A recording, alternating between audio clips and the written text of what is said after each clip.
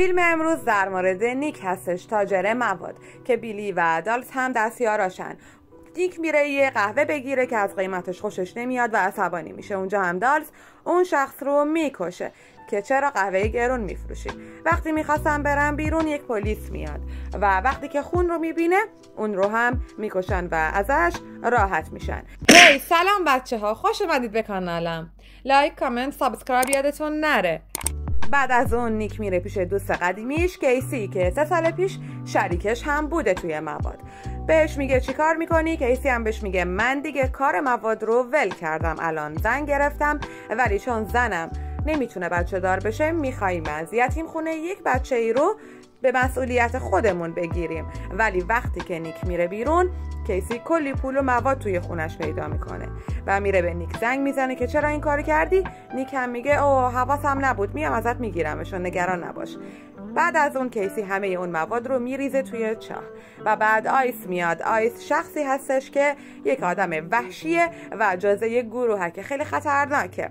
میاد و کیسی رو میزنه و بهش میگه اون مواد و پولی که نیک اینجا گذاشته رو باید به من بدی. اما گوشی آیس زنگ میخوره و حواس آیس یه خورده‌ای پرت میشه. به خاطر همین کیسی بهش حمله میکنه و اون رو دستگیرش میکنه. بعدش هم که دکتر جارلوس میاد که مسئول همون یتیم خونه ای هستش که قراره کیسی ازش بچه به فرزندی خودش رو قبول بکنه.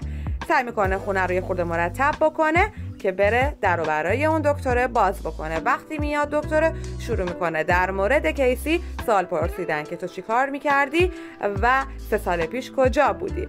بعد از اون دالس میاد. دالس همه چی رو به اون دکتر میگه و بهش میگه که کیسی توی کار مواد بوده. اون دکتر هم اونجا رو ترک میکنه. دالسی هم میاد و کیسی رو زندانی میکنه و ازش میخواسته حرف بکشه که پولا و مواد کجان و در اصل به نیک داشته خیانت میکرده. وقتی میخواسته اون رو بکشه دوستش بیلی میاد و دالس رو میکشه و شروع میکنه خودش شکنجه کردن کیسی و ازش پرسیدن که پول و مواد کجان. بعد از اون پلیس میاد. پلیس وقتی میومده برای خونه همسایه کیسی، بیلی یه خورده میترسه و میره ببینه که کی اومده. توی این حین کیسی دستاشو باز میکنه و اون رو هم مثل آیس زندانی میکنه. بعد نیک زنگ میزنه به کیسی و بهش میگه من حالم بده، خواهش میکنم بیا به کمکم، دارم از حال میرم. ولی کاساروو رئیس آیس میاد و یک پاکتی با خودش میاره که سر نیک توی اون بوده و بهش میگه پول و مواد رو به هم بده وگرنه تو هم مثل نیک کشته میشی. و بعد هم میاد هم آیس و بیلی رو میکشه و اونجا رو ترک میکنه.